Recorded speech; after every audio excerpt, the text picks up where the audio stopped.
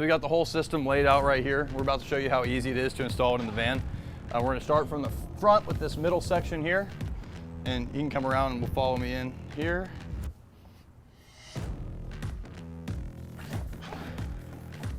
You just basically click it all into place.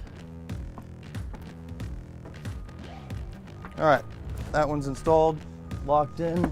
Tap it down right there. We knock out the garage next. So these index around the tie down points in the garages here. So this will be the front one. This will be the rear.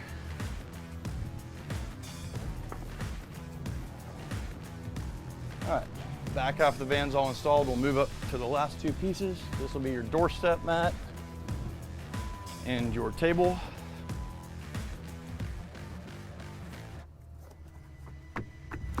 Locks in like so. The table right here. Locks in around that table mount. And the install's done. It's that easy.